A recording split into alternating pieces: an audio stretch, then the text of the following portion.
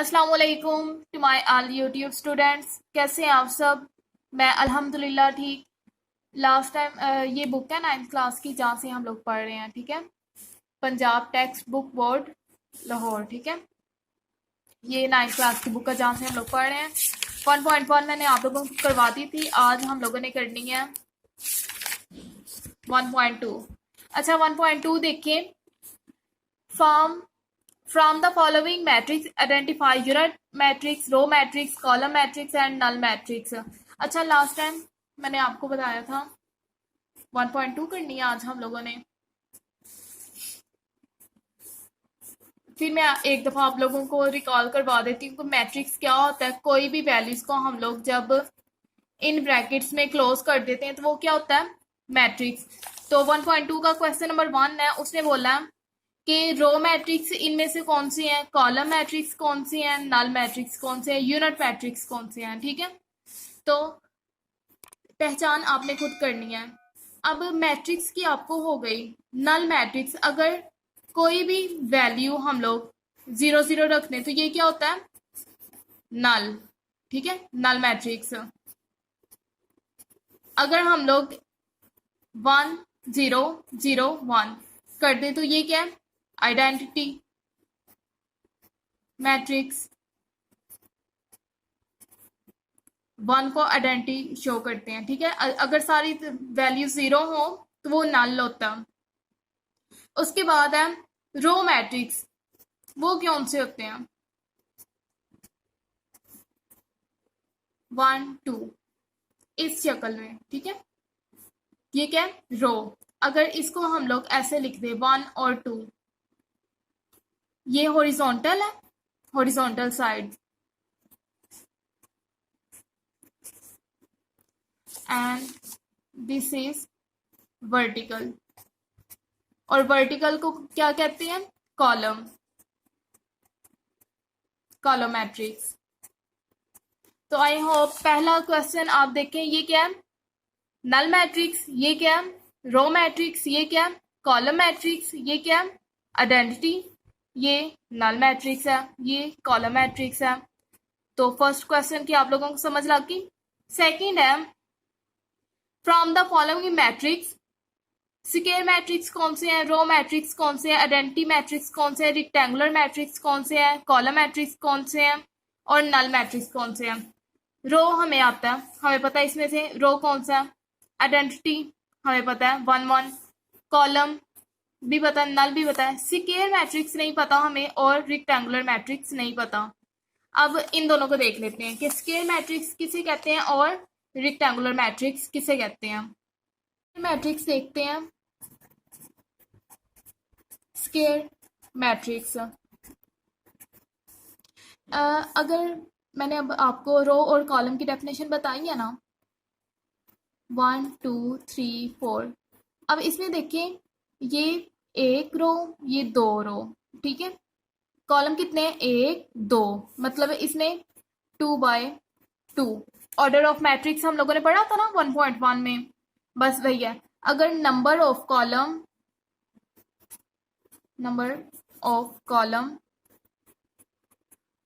Equal to number of rows तो वो क्या होता है, स्क्वायर मैट्रिक्स, ठीक है। और अगर हम लोग एग्जांपल करें रेक्टेंगुलर मैट्रिक्स की,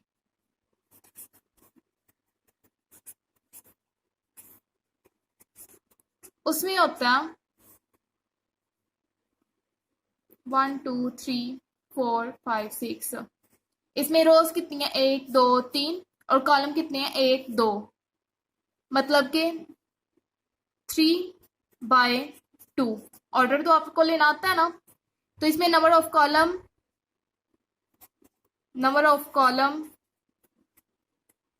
not equal to number of rows, ऐसे ही है ना। तो ये रेक्टेंगुलर मैट्रिक्स है और वो स्क्वायर मैट्रिक्स है, तो इस बात का आप लोगों ने ख्याल रखना है। अब हम क्वेश्चन करते हैं, आई होप ये सारे आप क्वेश्चन कर लेंगे। ये आइडेंटिटी है, ये कॉलम है, इसमें देखें ये कौन सा है, 2 रोज है, 3 कॉलम है, तो ये क्या है, रेक्टेंगुलर मैट्रिक्स है।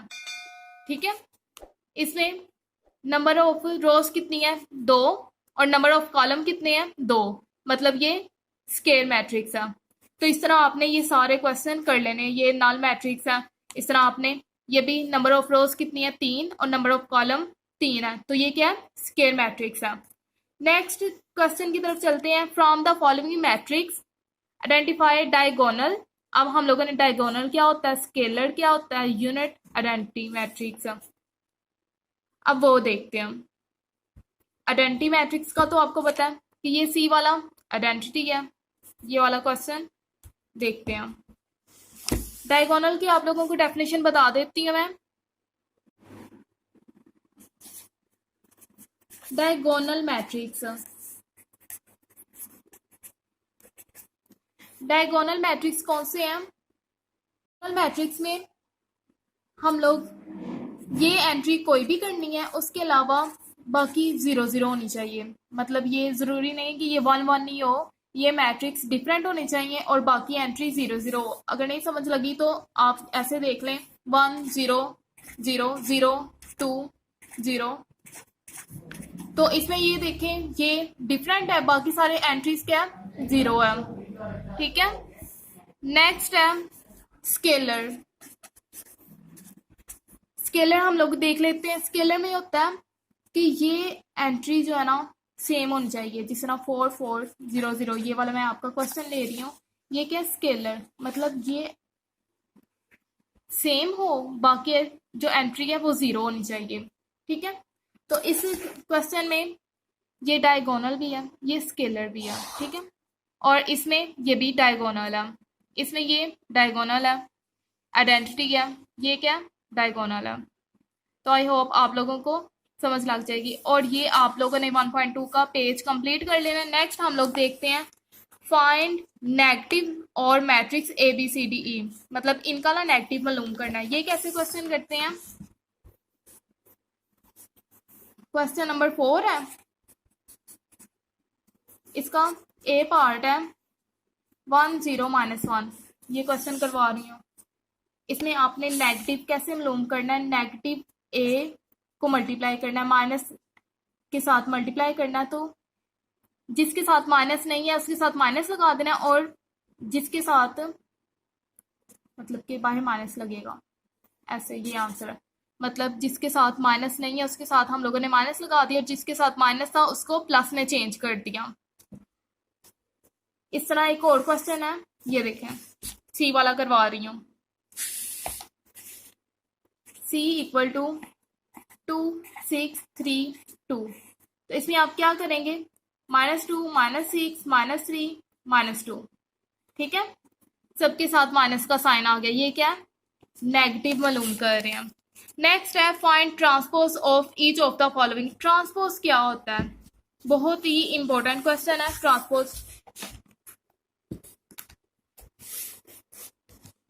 देखें find transpose of each of the following, पहला क्वेश्चन करवाने लगी है ये ट्रांसपोज का। ठीक है, वो आप देखें। Question number 5 find transpose.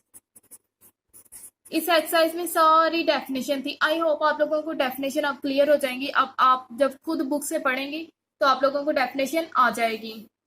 ए वैल्यू है 0 1 -2।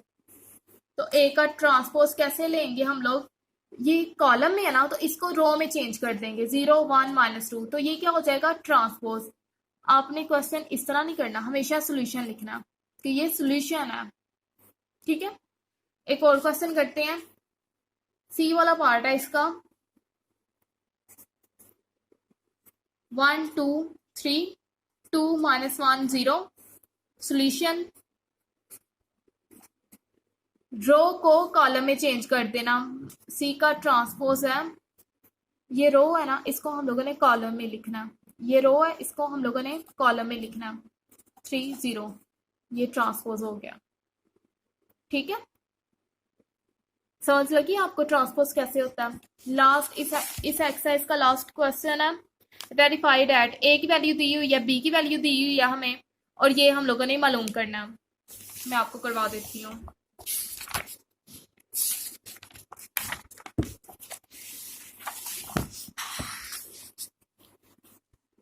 क्वेश्चन नंबर 6 है 1.2 का।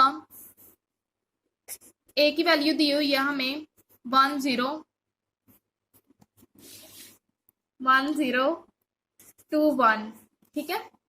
बी की वैल्यू दी हुई है हमें 1210। हम लोगों ने अब पहला क्वेश्चन हमें दिया हुआ है ए का ट्रांसपोज इक्वल टू ए। पहले हम लोगों ने लेफ्ट हैंड साइड मालूम करनी है। लेफ्ट हैंड साइड इक्वल है ए की पहले वैल्यू लिखेंगे। लेफ्ट हैंड साइड ये ए का ट्रांसपोज लेना हम लोगों ने। ए की वैल्यू है हमारे पास 1201। इसका हम लोग लेंगे ए का ट्रांसपोज। कैसे लेते हैं ए का ट्रांसपोज? रो को कॉलम में लिख देते हैं, ऐसे करते हैं ना। इसका ए का ट्रांसपोज का हम लोग फिर से ट्रांसपोज लेंगे तो वो किस में चेंज हो जाएगा?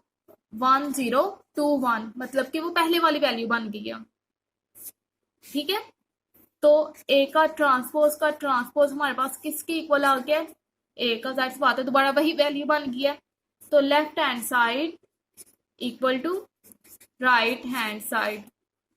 इसी तरह बी वाला क्वेश्चन है, तो वो आपने बी वाला खुद से ट्राई करना है। बी की वैल्यू लिखेंगे, बी का ट्रांसपोज लेंगे, ट्रांसपोज का फिर से दोबारा ट्रांसपोज लेंगे और आपका क्वेश्चन सोल्व हो जाएगा।